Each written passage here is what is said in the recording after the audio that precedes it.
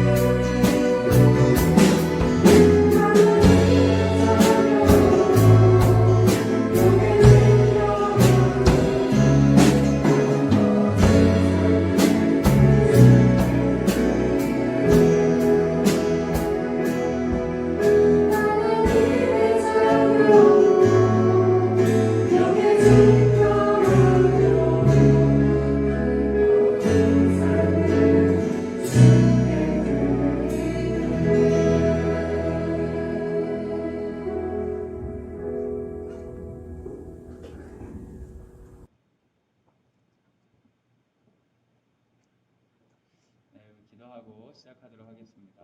하나님, 2021학년도 2학기를 시작합니다. 주께서 인도해 주시기를 소원합니다. 우리 각자의 자리에 있는 자리에서 한 마음으로 주께 예배할 수 있도록 성령님 인도하여 주옵소서. 예수님의 이름으로 기도합니다. 아멘. 우리 2021학년도 교육표를 한번 읽도록 하겠습니다. 같이 읽어주세요. 그리스도를 닮아 자라가는 드림이. 오늘 우리에게 주시는 하나님의 말씀은 갈라디아서 2장 20절 말씀. 같이 한번 읽겠습니다. 시작. 내가 그리스도와 함께 십자가에 못 박혔나니 그런즉 이제는 내가 사는 것이 아니요 오직 내 안에 그리스도께서 사시는 것이라. 이제 내가 육체 가운데 사는 것은 나를 사랑하사 나를 위하여 자기 자신을 버리신 하나님의 아들을 믿는 믿음 안에서 사는 것이라. 아멘. 한번 따라하시죠. 믿음 안에서 자유. 안녕하세요 여러분. 오늘 각도가 좀 새롭죠? 저도 이렇게 될 줄 몰랐어요. 네.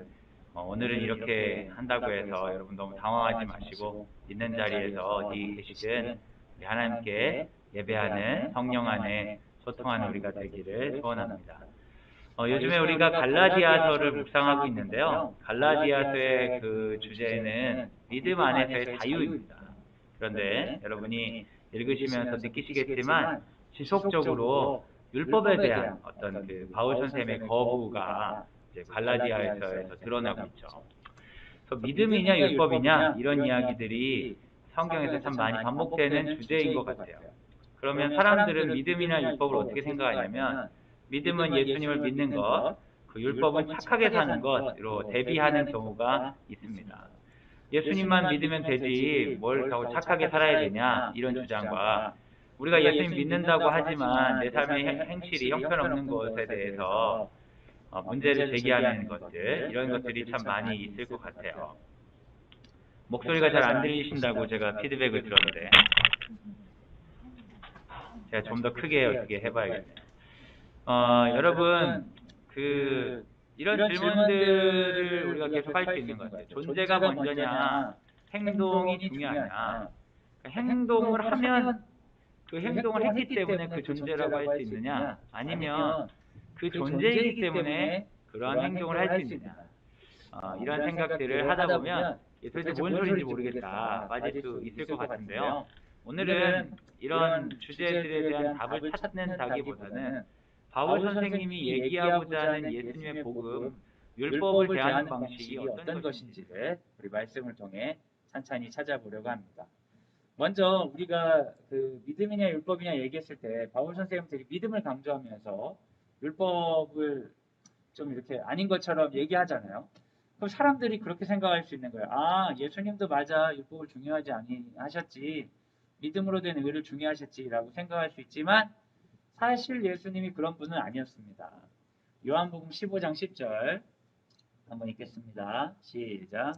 내가 아버지의 계명을 지켜 그의 사랑 안에 거하는 것 같이 너희도 그의 계명을 지키며 내 사랑 안에 거하리라. 여러분 보세요. 예수님이 계명을 안 지켜도 된다고 했습니까? 계명을 지키라고 했습니까? 분명히 선명하게 너희가 내 계명을 지키면 내 사랑 안에 거한다고 얘기했어요. 예수님은 율법을 완전히 없애겠다고 하신 적이 없어요. 마태복음 5장 17절 한번 읽겠습니다. PPT 한 장 좀 보십시오. 읽겠습니다. 시작. 내가 율법이나 선지자를 폐하러 온 줄로 생각하지 말라. 폐하러 온 것이 아니요 완전하게 하려 함이라. 여러분 분명히 예수님은 율법을 없애겠다고 말한 적이 없어요. 그러니까 너희 믿기만 하고 율법을 완전히 안 지켜도 된다 이렇게 얘기하신 적이 없죠. 그죠? 예수님은 율법을 없애려고 오신 분이 아니라 완성하시러 오셨습니다. 계명을 지키는 것이 중요하다고 분명히 강조하고 있어요. 그러면 여러분 어떤 이 생각에 따라 바울 선생님이 예수님 마음을 잘 모르는 거 아닌가 이렇게 생각하실 수도 있죠. 그래서 어떤 분들은 신학자 중에 바울이 전한 복음과 예수님이 전한 복음이 다르다 이렇게 얘기하는 사람들까지도 있습니다. 근데 이것은 오해입니다. 예수님도 그냥 완벽하게 구약에 있었던 계명을 지키라고 하신 것은 아닙니다. 예수님은 계명의 개정을 선포하셨고 그 개정은 율법을 지키지 않아도 된다는 선포하고는 좀 다른 차이가 있어요. 예수님의 이야기를 좀 더 들어보면 좋을 것 같은데요. 에베소서 2장 15절 말씀 한번 같이 읽겠습니다. 시작. 법조문으로 된 계명의 율법을 폐하셨으니 이는 이 둘로 자기 안에서 한 세 사람을 지어 화평하게 하시고. 분명히 여러분 율법 중에 폐해진 계명들이 있어요. 그거는 어떻게 알 수 있냐면 우리가 율법을 지금 전혀 지키지 않잖아요. 여러분 율법 지키세요? 우리 광성대림학교가 기독교 학교인데 우리가 율법 지킬까요? 이게 뭘 물어보면 되냐면 급식에서 돼지고기가 나오는지 확인해 보면 됩니다. 광성대림학교에 돼지고기 나올까요? 안 나올까요? 나오죠, 여러분. 여러분 모르시겠지만 아이들이 정말 좋아하는 메뉴 중에 그 수육이 있습니다. 수육이 나오는 날에 얼마나 우리 중고등학생들이 행복해하는지 몰라요. 근데 여러분 율법에는 돼지고기 먹으면 된다고 했어요? 안 된다고 했어요? 안 된다고 했어요. 근데 애들이 돼지고기를 먹으면서 조금의 일말의 양심의 가책을 느끼지도 않는 거예요. 예전에 해외 학교에서 우리 그 교류하러 온 적이 있는데 그 친구들 중에 힌두교 친구들이 있었어요. 그 친구들은 우리가 소불고기에 나물로 해서 아주 잘 대접을 했더니 소고기를 안 먹더라고요. 자기의 종교적인 이유 때문에. 근데 우리 드림학교 친구들은 돼지고기를 엄청 잘 먹어요. 율법을 안 지키는 거죠. 근데 사실은 율법을 안 지키는 게 아니라 기독교로 넘어오면서 율법 중에 폐하여진 게 있는 거예요. 폐하여진 게. 그럼 예수님이 하신 일 중에 율법 폐하신 일이 분명히 있죠. 분명히 있어요. 근데 전부를 폐하신 게 아니라 폐하신 게 있는 거예요. 구약에 있는 모든 계명을 우리가 안 지키는 게 아니라 지키는 게 있고 안 지키는 게 있어요. 그리고 예수님은 그냥 율법을 없애신 것만이 아니라 율법을 엄청 확장하신 것도 있습니다. 마태복음 5장 21절 22절 한번 같이 읽겠습니다. 시작. 옛 사람에게 말한 바 살인하지 말라. 누구든지 살인하면 심판을 받게 되리라 하였다는 것을 너희가 들었으나 나는 너희에게 이르노니 형제에게 노하는 자마다 심판을 받게 되고 형제를 대하여 나가라 하는 자는 공회에 잡혀가게 되고 미련한 놈이라 하는 자는 지옥불에 들어가게 됩니다. 여기서 나가가 무슨 뜻이냐면 바보야 바보 하면서 그 당시 욕설입니다. 친구에게 비속을 쓰면 살인한 것과 같다. 예수님이 이런 얘기도 하신 거예요. 여러분 보세요. 예수님이 어떤 율법은 폐하셨어. 돼지고기 먹으면 안 된다. 이런 거는 안 지켜도 되는 거예요, 지금. 그리고 여러분 제사, 지금 교회 각자 다니는데 교회에서 제사 지내시는 분 있으세요? 우리 교회는 동물 데리고 가요. 그래서 막 각 잡고 각 두고 이러는 거 지키십니까? 유대인들 보고 꼭 지키라고 했던 계명과 절기를 여러분 지키세요? 어떤 부분은 폐하여진 게 있어요. 근데 예수님이 어떤 부분은 강조하셨어요. 예를 들면 살인 같은 거. 율법엔 살인하지 말라 했지만 너는 형제 보고 비속어를 써도 넌 살인과 같다. 엄청 강력하죠? 간음 같은 거예요. 너희는 성경은 간음하지 말라고 했지만 너희가 이성을 가지고 간음을 상상하는 것만으로도 간음이에요.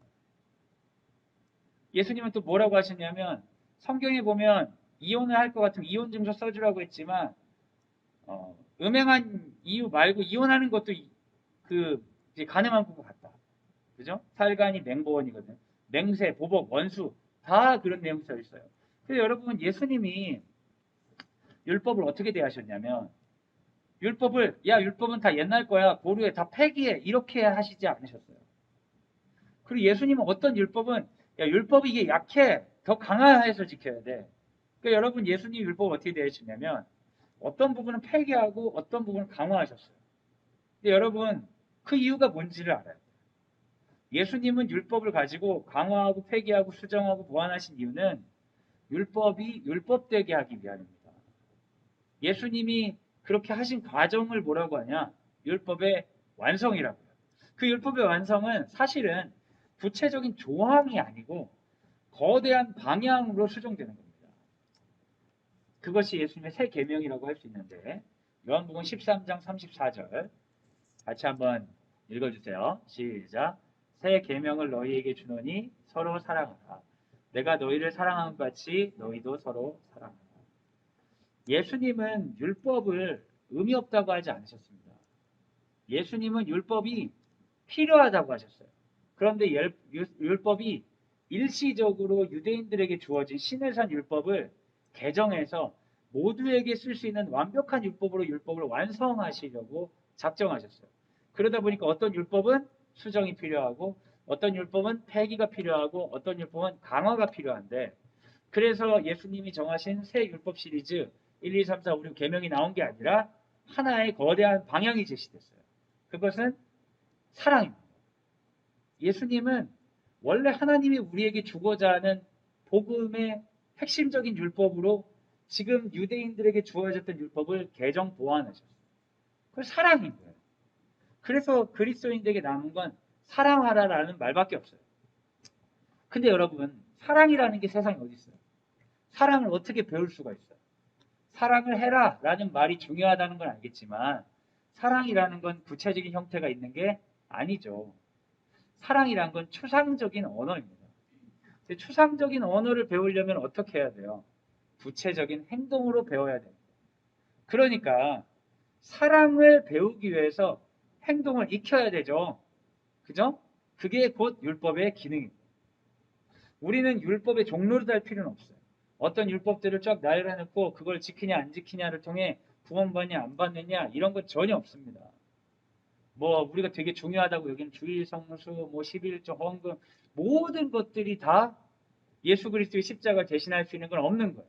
그건 전부 다 우리가 배워야 되는 과정에서 필요한 거죠. 그런 행동들 자체가 중요한 게 아니라 그 행동을 통해 그런 존재가 되어가도록 하나님이 여전히 율법을 사용하신다는 거예요. 그럼 여러분 여기서 중요한 게 있어요. 그럼 바로 율법 자체를 지키고 수호하는 자가 되겠습니다가 아니라 이 율법이 가르치는 존재가 되겠습니다. 라는 게 중요한 거죠. 어떤 행동을 우리가 해야 돼요. 그렇다면 그 행동을 하는 이유는 행동 자체를 유지하는 목적이 아니라 그 행동을 통해 의도하는 사람이 되는 거예요. 여러분 집에서 아이들 많이 가르치시잖아요. 어떤 거 가르치세요? 어떤 행동들을 가르치세요? 집마다 달라가지고 모르겠네요. 밥 먹을 때 돌아다니면 여러분 돼야 안 돼요? 집마다 다르겠죠. 쫓아다니면서 밥을 먹이시는 분도 있을 테니까. 근데 어떤 집에서 밥 먹을 때 돌아다니면 안 돼 라고 가르치는 거예요. 그래서 애가 계속 돌아다니는데 앉혀놓는 거예요. 계속 밥 먹을 때. 왜 밥 먹을 때 돌아다니면 안 돼요? 밥 먹을 때 돌아다니면 소화도 안 되고 그리고 밥을 천천히 먹고 그러면 치우기도 어렵고 함께 살아가는 데 있어서 불편함이 많으니까 밥 먹을 때 돌아다니면 안 돼 이렇게 가르친다고 여러 가지 이유로 안전하게 또 밥 먹을 때 돌아다 흘릴 수도 있고 다칠 수도 있고 여러 이유가 있으니까 앉혀가지고 앉혀서 밥 먹는 거 가르친다고요. 그럼 나중에 애가 시키지 않아도 어때요? 앉아서 밥 먹어요. 근데 만약에 우리가 어른이 됐는데 밥을 먹다가 화장실을 가고 싶어.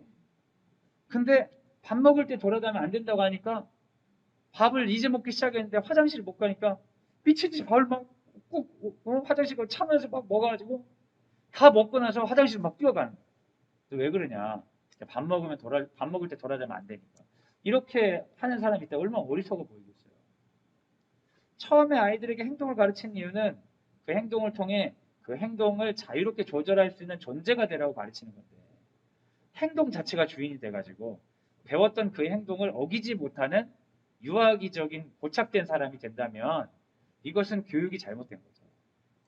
사실은 가르치려고 하는 건 행동이 아니라 그 행동을 자유자재로 쓸 수 있는 존재가 되라고 가르치는 거죠. 갈라디아서에서 끊임없이 바울이 이야기하고 있는 것은 그겁니다. 정말 우리에게 주어진 율법은 결국 우리를 사랑하는 존재로 쓰시고자 하는 하나님의 방법으로 써야지 율법이 주인되게 되는 건 예수님의 십자가를 없이 하는 거랑 똑같다라고 이야기하는 겁니다. 예를 들면 이제 주일 성수를 여러분 예를 들어볼게요. 주일 성수 해야 되죠? 해야 되죠. 매주 하나님 안에 살고 주님의 명령에 순종하고 집중하고 하나님께 예배하고 이런 걸 위해서 주일 성수를 하라는 거예요. 애들 보고 주일에 딴 데 하지 말고 예배 드리자 얘기하는 거예요. 근데 잘못하면 어떻게 되냐면 주일 성수는 해. 행동은 유지되지만 그 행동이 목적하는 존재가 되지 않는 우리 자신을 발견할 수 있다는 거예요. 매주 하나님 안에 사는 걸 기억하기 위해서 우리가 주일 예배를 드리는 거예요. 근데 주일은 가. 근데 이 한 주가 하나님 거라는 걸 잊어버리고 산다면 율법주의가 돼요. 주일 성수라는 것 자체가 안식일을 거룩하게 지키라는 하나님의 율법들, 어떤 것들은 폐기돼도 되는데 하나님을 사랑하고 이웃을 사랑하는데 필요한 율법들은 폐기할 이유가 전혀 없잖아요. 오히려 강화해서 지켜야지. 그러니까 우리가 안식일을 주일로 가져서 지킨단 말이야. 근데 그것을 주님의 명령에 순종하는 걸로 생각하지 않고 가기 싫어 죽겠는데 그냥 형식적인 사람들과 약속처럼 생각하고 내가 안 가면 쪽팔려가지고 이런 식으로 생각하면 율법을 잘못 쓰고 있는 거죠. 주일 성수하는 이유가 뭡니까? 하나님께 집중하여 예배하는 시간을 구별하게 했다는 거죠. 근데 집중하여 예배하는 시간을 구별하는 건 없는데 주일 성수하는 행동은 내가 계속 해왔다. 그러니까 난 떳떳하다. 이것은 율법주의라는 거예요. 여러분 우리의 목적은 행동 유지가 아닙니다. 목적은 행동 유지가 아니라 존재가 되는 거예요. 그래서 처음에 어린 애들은 싫다고 해도 주일 성수 시키는 거예요. 그럼 어른이 되면 그때부터는 의미를 알고 하나님께 삶을 구별한다는 거, 하나님께 예배한다는 게 이런 거구나 라는 걸 알고부터는 이때부터는 주일 성수를 남이 강요하는 게 아니라 내가 지키는 사람이 되는 거예요. 주체가 되는 거예요. 내가 존재가 돼서 행동하는 거예요. 그게 복음 안에서 율법을 쓰는 거죠. 행동은 유지가 되고 강화되고 강박적으로 지키지만 존재가 정체되는 걸 율법주의라고 합니다. 근데 여러분 이거를 오해해가지고 이렇게 쓰는 사람도 있어요. 제가 교회학교 할 때 어떤 청년이 와가지고 목사님 주일날 좀 놀러 가고 싶은데 빠져도 되죠? 이러는 거예요. 그걸 왜 나한테 물어봐? 자기가 결정해야지. 근데 제가 어디 가든 예배 드리시라고 빠져도 되는 게 어딨냐고 제가 그랬어요. 근데 이 사람은 자기가 그런 거를 빠져도 된다고 생각하는 거예요. 왜? 자기는 율법주의자가 아니니까. 그럼 저는 물어보고 있는 거예요. 당신이 만약에 무인도에 가서 예배를 못 드린다. 하지만 당신 안에 매주 하나님 안에 살고자 하는 존재로서 당신이 반드시 서 있고 주님의 명령을 순종하는 자로서 당신이 서 있고 집중하여 하나님께 예배 드리는 시간을 구별하는 존재로 당신이 서 있다면 주일 예배를 넘어설 수 있는 존재라면 괜찮지만 당신은 그 행동을 안 해도 된다고만 생각한다는 건 아주 유치하게 생각해요. 근데 바울이 항상 그런 위험이 있었어요. 어떤 거냐면 야 복음은 율법이 아니라 믿음이다. 그랬더니 야 그러면 모든 종교적 행위로부터 자유로니까 이제 마음대로 살아야 된다. 이렇게 생각하는 거예요. 근데 그게 아니에요 여러분. 율법을 하나하나 지키고 말고를 가지고 여러분 판단받는 게 아니라 그 율법을 넘어서는 존재가 되라고 복음이 우리를 불렀다는 거예요.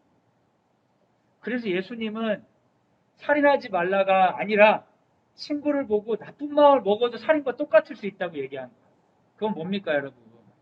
어떤 행동을 가지고 판단하겠다는 게 아니라 사랑하는 존재가 되라는 부르심에 아멘으로 응답하라. 그래서 예수님은 우리에게 더 편안한 삶으로 바울은 우리에게 자유롭게 막 사는 삶으로 부르신 게 아니라 진짜 사랑하는 존재가 되라는 요청입니다. 그러니까 여러분 복음의 초청은 엄청난 자유이지만 완전한 존재로의 부르심이기 때문에 엄청난 도전이기도 하죠. 초대 교회에 두 그룹이 있었습니다. 유대 기독교인과 이방 기독교인들이 있었는데요. 유대 기독교인들은 그리스도도 믿고 모세의 율법도 지켰어요. 이방 기독교인들은 그리스도를 믿기만 했어요. 그러니까 유대 기독교인들이 이방 기독교인들이 요청한 건 그겁니다. 그리스도를 믿는다면 우리처럼 모세의 율법을 지켜야 한다. 그런 거예요. 왜냐하면 이방 기독교인들은 그리스도를 믿기만 하고 아무것도 안 하는 게 아니라 그리스도의 계명을 지키는 자들이에요. 그게 뭐예요? 사랑하라. 우리에게 주어진 것은 모세의 율법이 아니라 그리스도의 계명입니다. 율법이 폐해졌어요. 율법이 폐해졌다는 건 이제 마음대로 살아도 된다는 게 아니라 모세의 율법을 하나하나 지키며 사는 사람이 아니라 그리스도의 계명 안에 사는 사람으로 자유가 주어졌다는 거예요. 이 자유는 뭐냐? 누구에게 허락받을 필요 없이 내가 스스로 사랑하는 존재가 되는 초청인 것이죠. 갈라디아서 3장 19절에 그런 표현이 있죠. 그런즉 율법은 무엇이냐? 범법함으로 더하여진 것이라.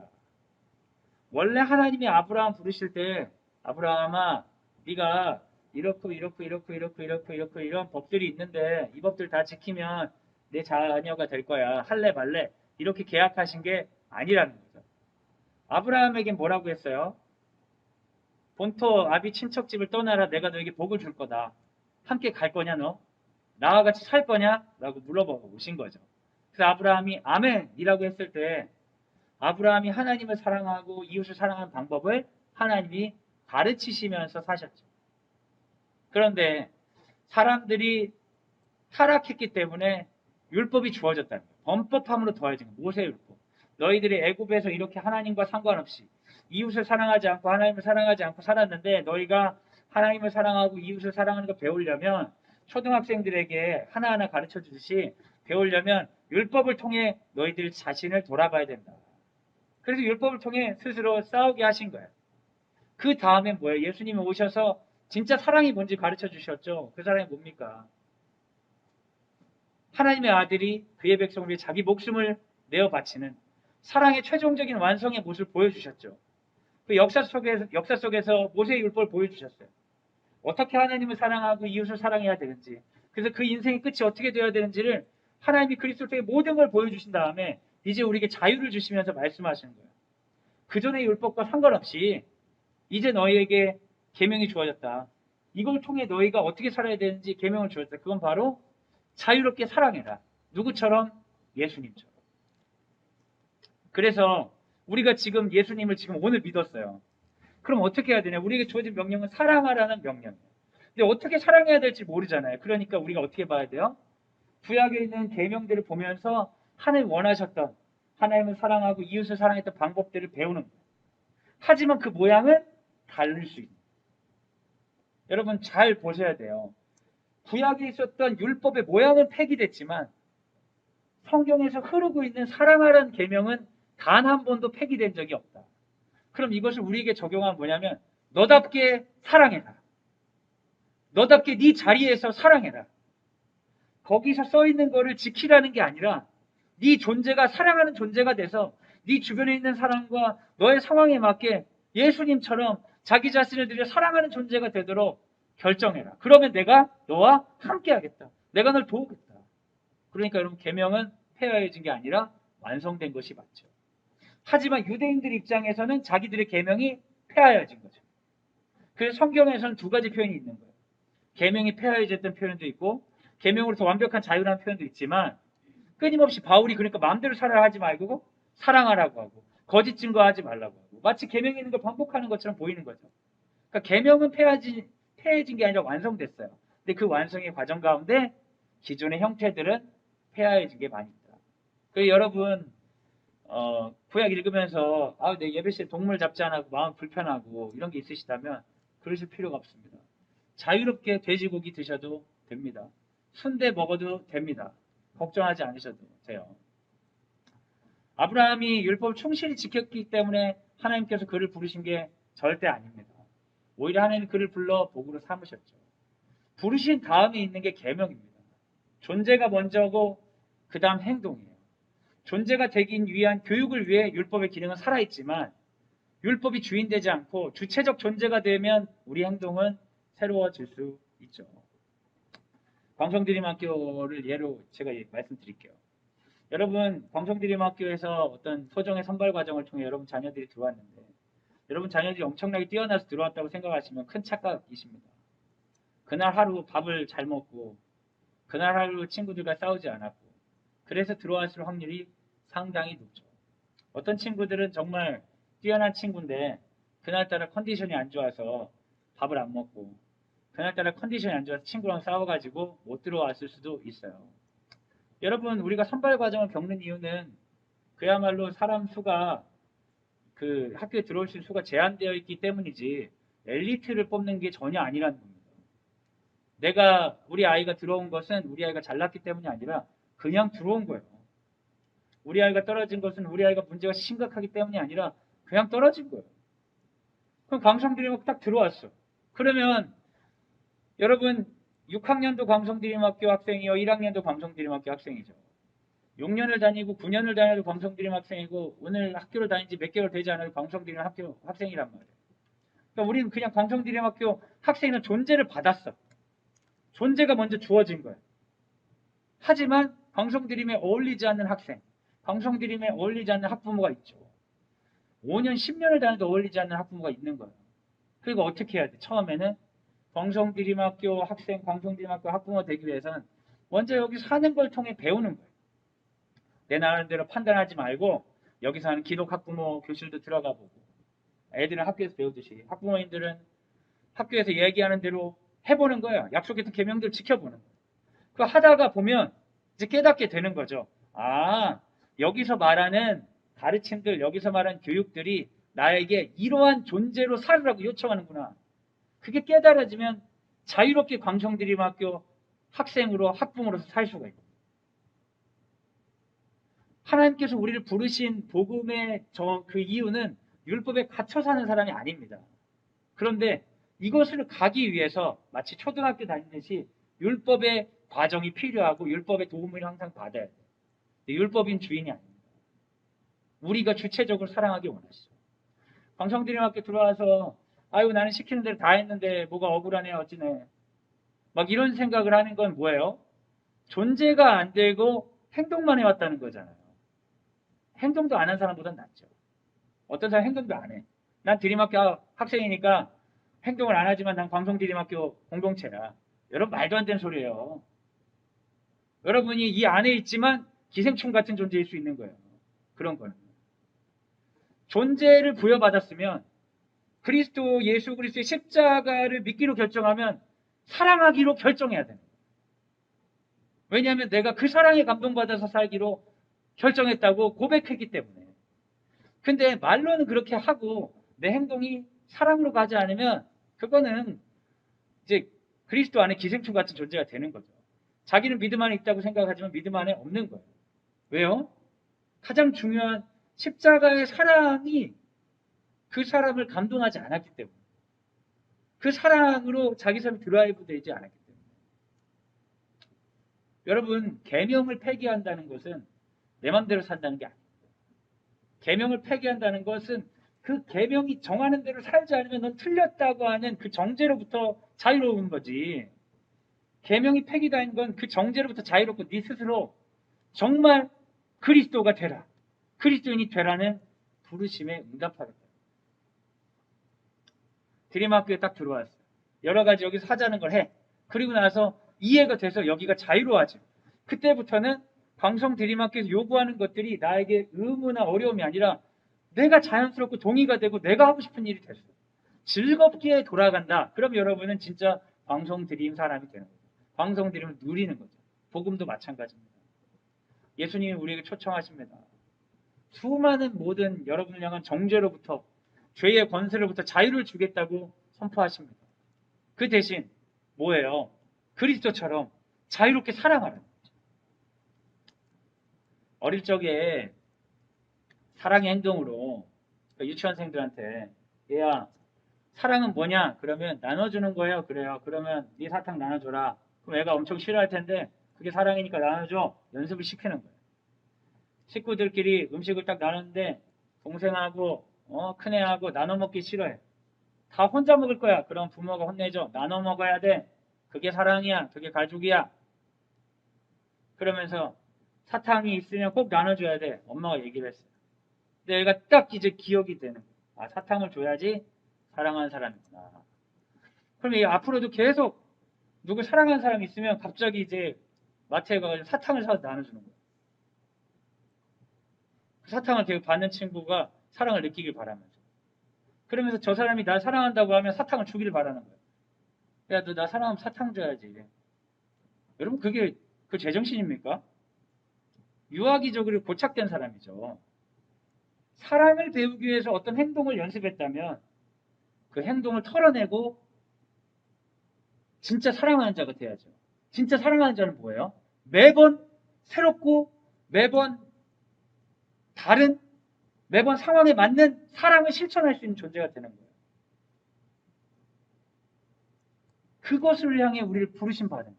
그게 자유입니다. 그 자유는 뭐냐? 누가 시키는 대로 살지 않아도 네 스스로 사랑하며 살아야 된다. 그게 자유입니다. 그게 그리스도인의 자유예요. 근데 왜 나한테 사랑하라고 해? 그건 의무잖아. 그러면 그 사람은 그리스도라는 존재로 불림받기를 아직 원하지 않는 거죠. 그리스도인은 어떤 사람입니까? 예수님이 날 위해 십자가에 죽으셨다는 그 행동에 감동받은 자들이에요. 예수님이 날 위해 죽으셨다는 그 행동과 그 마음과 그 사랑에 감동받아서 나도 그분을 따르겠다고 한 자들이에요. 이 처음의 전제가 아직 들어가지 못한 거예요. 만약 그렇다면 여러분 더 예수님의 십자가의 사랑을 묵상하셔야 됩니다. 자유롭게 사랑하는 그 삶에 감동하셔야 됩니다.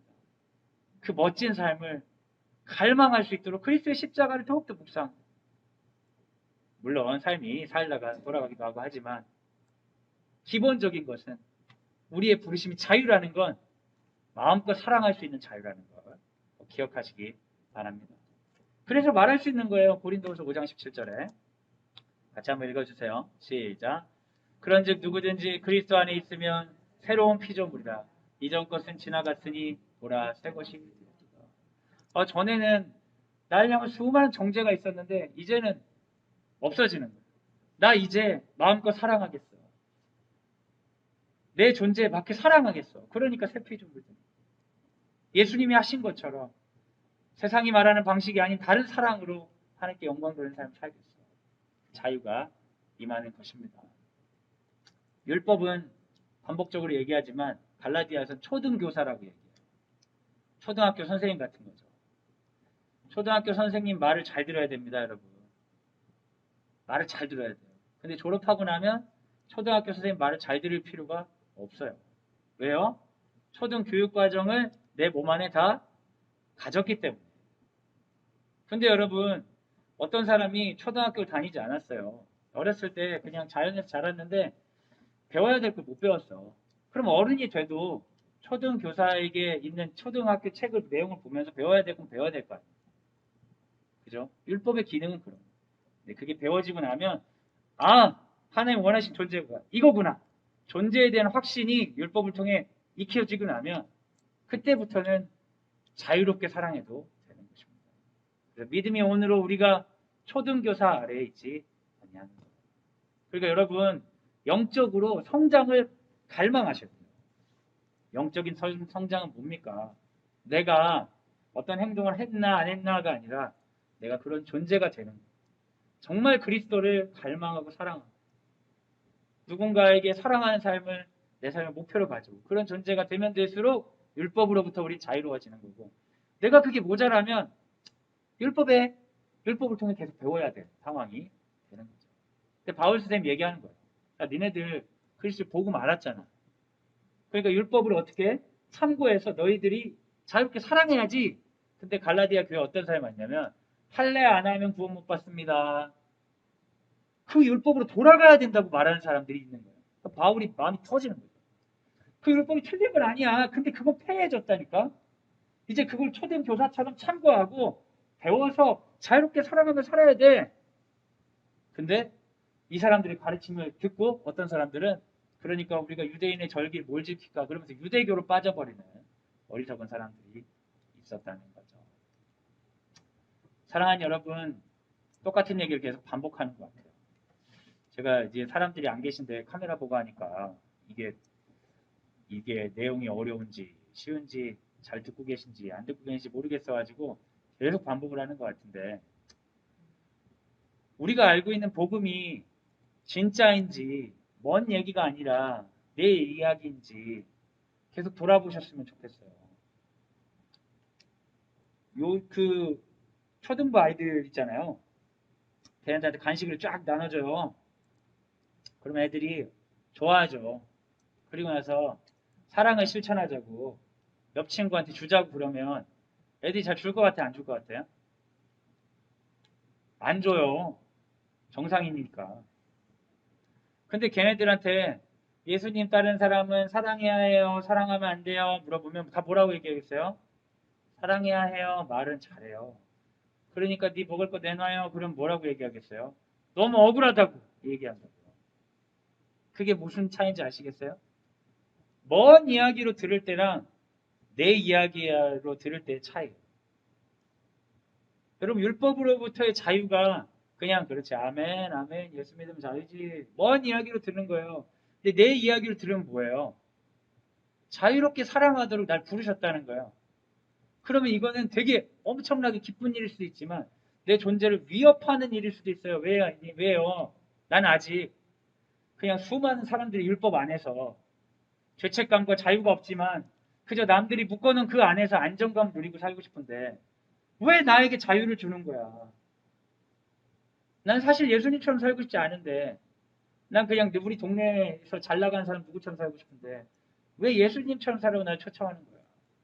이 자유가 내 이야기를 들어올 때 정말 자유일 수도 있지만, 어쩌면 복음에 대해 진지하게 고민하라고 하는 하나님의 도전이 될 수도 있다는 겁니다.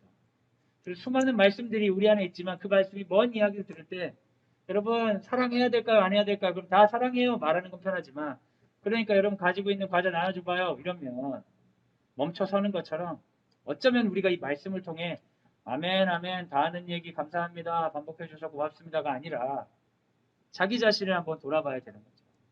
이 이야기의 결론이 되는 말씀을 여러분 같이 읽으려고 하는데 이 말씀이 여러분에게 가볍게 들리지 않았으면 좋겠습니다. 저도 충분하게 살진 않지만 이 복음을 가지고 부딪힐 때 오히려 진정한 삶으로 초청받는다는 걸 느낄 때가 참 많이 있습니다. 우리 갈라디아서 2장 20절 함께 읽을 텐데요. 같이 읽으면서 이 말씀이 멀리 있는 얘기가 아니라 내 삶의 구체적인 부분에 관해서 터치할 수 있도록 진지하게 한번 말씀 같이 한번 읽으면 좋겠습니다. 같이 한번 읽겠습니다. 시작. 내가 그리스도와 함께 십자가에 못 박혔나니 그런즉 이제는 내가 사는 것이 아니요 오직 내 안에 그리스도께서 사시는 것이라. 이제 내가 육체 가운데 사는 것은 나를 사랑하사 나를 위하여 자기 자신을 버리신 하나님의 아들을 믿는 믿음 안에서 사는 것이다. 아멘. 이 자유가 여러분의 안에 가득하기를 예수님의 이름으로 소원합니다. 죄를 이기는 능력을 하나님께서 주셨습니다. 그것은 율법을 철저히 지키는 것으로는 불가능합니다. 율법을 지키려고 하면 할수록 우리 자신이 얼마나 부족한 사람인지 직면하게만 됩니다. 죄를 이기는 능력은 여기 있습니다. 그리스도의 사랑을 믿고 자유롭게 내 존재가 사랑하는 주체가 되는 것. 그때 죄는 두려웠답니다. 죄는 우리에게 말하죠. 너 이거 잘하냐? 이거 했냐? 이거 못했냐? 죄 앞에서 이길 수가 없어요. 율법을 들고 있으면. 근데 그런 말들이 나에게 막 손가락이 있지만 갑자기 멈췄어. 그리스도의 십자가를 믿고 난 사랑하겠습니다. 내 존재는 죄인이지만 그래도 예수님처럼 사랑하겠습니다 하고 사랑을 실천하고 나아가면 죄가 두려워 떨고 죄가 내 삶 가운데 권세를 부릴 수가 없다는 것을 믿으시기 바랍니다. 그래서 우리에게 자유가 주어지는 겁니다. 누군가를 시키는 것이 아니라 주님과 함께 내 존재가 사랑하는 주체가 되어서 하나님께 영광 돌리는 우리 방송들과 함께 모든 지체가 되기를 예수님의 이름으로 소원합니다. 이 시간 우리 같이 한번 기도하면 좋겠는데요. 함께 있는 자리에서 같이 한번 기도하시면 좋겠습니다. 여기 피아노 반주가 없어가지고 여러분 좀 어색하실 수 있는데 음악을 틀어주실 수도 있고 어색해도 여러분 기도는 하나님 앞에 하는 거니까 각자 해주시면 좋겠어요. 우리 말씀을 생각하면서 같이 한번 기도하겠습니다. 내 자신을 한번 돌아봤으면 좋겠어요. 자기 자신 돌아보면서 복음이 나에게 어떤 의미가 있는가? 예수님의 십자가가 자유를 준다고 하는데 내 안에 어떤 자유를 누리고 있는지 한번 돌아봤으면 좋겠어요. 오히려 거꾸로 예수님을 믿기 때문에 더 내가 억압받는 것처럼 느껴진 적은 없는지 예수님 말씀하신 진짜 그 자유 죄가 나를 얽어맬 수 없는 그 자유가 우리에게 임하면 좋겠다고 기도하면 좋겠습니다. 주님 나를 부르신 부르심이 몇 가지 숙제를 내주시고 잘하는지 못하는지 검사하시는 수준이 아니라 자유롭게 예수님처럼 하나님의 자녀로 살아가라고 자유롭게 살아갈 수 있다고 세상의 억압과 수많은 율법의 요구에도 불구하고 살아갈 수 있다고 말씀하시는 자유의 초청에 아멘으로 응답하여 주님과 함께 동행하는 우리 지체들 나를 인도하여 주시고 우리 자녀를 이끌어 주시옵소서. 우리 같이 한번 기도하도록 하겠습니다. 같이 기도하겠습니다. 사랑하는 여러분 예수님을 생각하기 원합니다. 예수님이 얼마나 많은 죄인들을 만나셨습니까? 그런데 실패했다고 말하는 사람들을 찾아가셨습니다. 자기 스스로 죄가 없다 생각하고 의롭다고 여기는 자들에게는 너희들에게는 약도 필요 없다. 난 죄인들을 만나러 왔다 얘기하시면서 그들에게 무엇을 말씀하셨습니까? 이제 너희도 사랑해도 된다. 너희의 존재가 그러함에도 불구하고 너희의 과거가 그러함에도 불구하고 너희 스스로가 너희를 향한 자존감 낮아진 이야기들 남들이 너희들을 향한 정죄에도 불구하고 지금 사랑해도 된다. 너희들에게 들려왔던 그 수많은 이야기들을 내가 가져가겠다 말씀하십니다. 돌을 들고 부정한 여인 앞에 있던 수많은 사람들을 쫓아내시고 너도 사랑할 수 있다고 말씀하십니다. 자유가 거기 있습니다. 완벽한 존재가 아니라 사랑하는 존재가 자유로운 존재입니다. 특별히 우리는 부모입니다. 자녀들 앞에 하나님께서 우리를 부르셨습니다. 근데 자녀들 앞에 설 때 우리가 얼마나 부족합니까, 여러분? 얼마나 마음이 아픕니까? 얼마나 스스로가 정죄되고 정말 잘못한 일이 얼마나 많습니까? 하지만 주께서 우리에게 말씀하십니다. 사랑해라. 사랑해라. 그러함에도 불구하고 사랑. 그게 우리의 자유입니다. 죄를 이기는 자유. 배우자를 사랑하고 그러함에도 불구하고 자녀를 사랑하는 힘. 하나님 그거 주시고자 우리에게 오셨습니다. 그것은 율법이 아닙니다. 의무가 아닙니다. 어느 누구도 정죄할 수 없는 사랑을 주께서 우리에게 주시고자 합니다. 우리가 함께 기도할 때 주님 성령님 그 능력 우리에게 주시옵소서.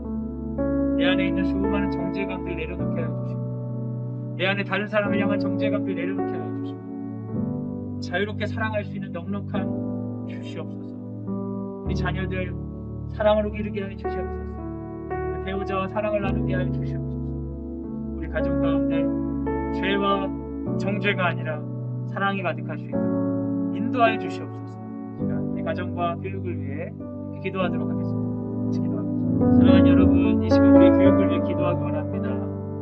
우리가 이렇게 복음의 소중함을 얘기하지만 자녀들을 바라볼 때 그래도 세상에서는 이 정도 지위를 가져야지, 이 정도는 돼야지 그러면서 세상적인 가치관이 우리를 지배하려고 할 때가 참 많이 있습니다. 주님, 우리가 비상식적으로 살자는 것이 아닙니다. 정말 중요한 것이 사랑인 것을, 그것이 복음이라면 우리 자녀들에게 전할 수 있는 담대함과 그런 가치관들이 우리를 지배하기를 소원합니다. 세상이 말하는 말 중에 틀린 말이 많지 않습니다. 그것도 맞는 말일 수 있습니다. 하지만 주님, 우리의 승리는 거기 있지 않음을 고백하게 하여 주시옵소서. 우리의 승리는 그럼에도 불구하고 사랑할 수 있는 존재가 되는 우리임을 고백하게 하여 주시옵소서. 받은 은사대로 할 수 있는 최선을 다해서 우리 아이들이 성장하게 하시되 그 성장 자체가, 성취 자체가 목적이 되지 않게 하여 주시고 그 과정 가운데 우리를 사용하시고 그 과정 가운데 우리를 이끄시는 사랑이, 그럼에도 불구하고 우리가 사랑할 수 있음이 하나님의 승리임을 선포하고 그것이 인생 역전임을 받아들이며 가르치고 성장하는 우리 자녀들 될 수 있도록 우리 이 시간 한번 기도합시다. 방송들이 맡고 있는 아이들이 그런 가치관으로 자라갈 수 있도록 이끌어 주시옵소서. 우리 자녀들을 위해 이렇게 기도하겠습니다. 우리가 한 가지 더 기도할 때 특별히 한국교회와 우리 자녀들과 이 땅의 다음 세대를 위해 기도하기 원합니다. 너무나 복잡해서 안타까운 것은 수많은 다음 세대들이 교회 학교를 다니면서 율법을 철저히 배웁니다. 그런데 그들에게 자유가 없습니다. 수많은 율법들을 배워서 정죄감만 가득하고 그러한 존재로 살아야 할 때, 청년의 시기가 될 때 다 교회를 떠납니다. 그 율법을 배우는 이유들을 알지 못하고 율법 안에 잠식당해 버립니다. 그리스도의 복음을 배우기 위해서 율법을 배우는 것인데 아이들이 율법에 정죄함은 있는데 복음으로 인도함이 없습니다. 그 수많은 교회를 다니는 사람들은 복음 없이 율법의 두려움에 갇혀 있습니다. 그들을 보고 자유의 감동을 느끼는 것이 아니라 탈출하고 싶어지고 답답해질 때가 많습니다. 복음이 우리 한국교회 안에서 사라져가고 사랑의 즐거움과 그 나눔이 없어져가는 것이 너무 안타깝습니다. 지금 같이 기도할 때 주님, 우리 한국교회를 사랑하여 주셔서 바울이 목숨을 바쳤던 그 복음의 즐거움, 그 기쁨 우리 아이들에게 전달되게 하여 주시옵소서. 율법에 갇혀있는 자들이 자유를 얻게 하여 주시옵소서. 자유롭게 사랑하는 능력 있는 자들로 우리 교회들을 세워주시옵소서. 우리 한국교회를 위해 이 시간 함께 기도하도록 하겠습니다. 같이 기도하겠습니다. 이 시간 우리가 학교에 있는 선생님들과 우리 지도자들을 위해 마지막으로 함께 기도해 주시기 바랍니다. 새롭게 학기 초가 시작되면서 교사들과 또 새롭게 전학 온 친구들, 교직원들과 학교에서 돌아가는 사람들이 컨디션을 찾아가는 중 시작하는 과정 가운데 갈등도 있고 과정 가운데 어려움도 있겠지만 결국 하나님이 이 과정을 통해 우리에게 주고자 하시는 그 사랑과 성장, 더 사랑할 수 있는 성장이 우리 안에 있을 수 있도록 붙들어 주시옵소서. 생각나는 사람들 찾으시면서 기도하시면 좋겠습니다. 교사들, 지도자들, 학생들, 전학 온 친구들, 오랜만에 복지 가신 선생님들, 함께하는 수많은 지체들을 중보하면서 하나님 이 과정들을 순종함으로 사랑하는 자로 예수님 닮을 수 있도록 인도하여 주옵소서. 시간 같이 기도하도록 하겠습니다. 하나님 지금 2021학년도 2학기를 말씀 가운데 시작할 수 있도록 인도해 주셔서 감사합니다. 하나님 말씀은 항상 우리 주변에 있었습니다. 하지만 그 말씀이 너무 멀게 느껴지고 우리 삶에는 말씀과 상관없이 수많은 율법의 그림자가 가득했습니다. 바울 사도가 목소리가 터져라 외치고 자유를 향해 부르셨다고 말하고 있지만 사실 우리 삶에서는 자유를 누리지 못하는 지체들이 너무나 많습니다. 주님, 우리가 그리스도를 의지하게 하여 주시옵소서. 우리를 향한 수많은 율법으로부터 벗어날 수 있도록 인도하여 주시옵소서. 수많은 이야기들, 이렇게 해야 된다, 이렇게 살아야 된다는 당위와 의무들을 거절하고 아니다, 나는 그리스도가 좋다, 예수께서 하신 그 사랑하며 살겠노라 선포하며 주체적으로 사랑하는 주의 제자 될 수 있도록 인도하여 주시옵소서. 이제는 예수 그리스도의 은혜와 하나님의 사랑과 성령의 교통하심이 말씀을 듣고 주께서 부르신 그 자유 앞에 당당하게 살아가겠습니다 다짐하는 사랑하는 광성드림학교 모든 식구들 위해 지금부터 영원까지 함께 하시기를 간절히 축원하옵나이다. 아멘. 하나님께 영광의 박수를 올려드리겠습니다. 이 시간은 우리 2021학년도 2학기를 시작하면서 우리 교장선생님께서 우리 학부모님들을 이제 격려하시는 격려사를 해주시도록 하겠습니다. 교장선생님을 환영합니다. 박수.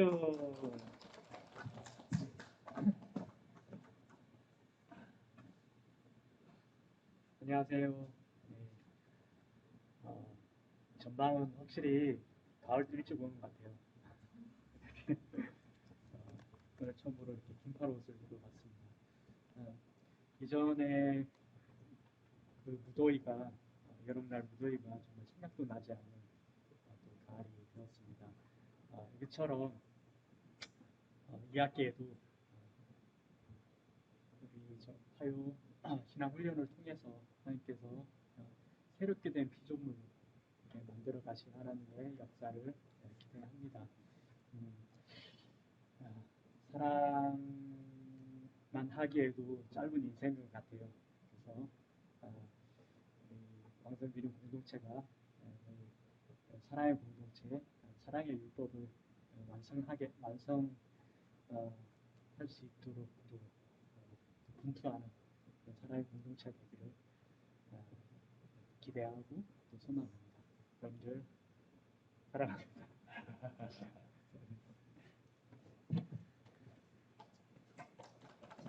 네, 감사합니다. 우리 화요 신앙교육은 오늘 이것으로 마치고요. 다른 광고는 없으시죠? 마치고 다음 주에는 좀 더 좋아져서 직접 뵐 수 있으면 좋을 것 같고요. 이번 주 수요일부터 우리 재단 교회인 거룩한 빛 광성교회 부흥회가 있습니다. 신앙사경회가 있는데 초대 이사장이신 정성진 목사님께서 말씀을 전하시거든요. 수요일 저녁, 그리고 목요일 새벽 저녁, 금요일 새벽 저녁 이렇게 6번 있는데 거룩한 빛 광성교회 유튜브에 들어가시면 시청하실 수 있으니까 저희 교사들도 같이 보니까요. 우리 학부모님들도 함께 참여하셔서 은혜 받는 시간 되시면 좋겠습니다. 학교를 위해 또 한 주간 기도해 주시고 가정 가운데 평안이 가득하시기를 기도하겠습니다. 감사합니다. 다음에 만나요. 안녕.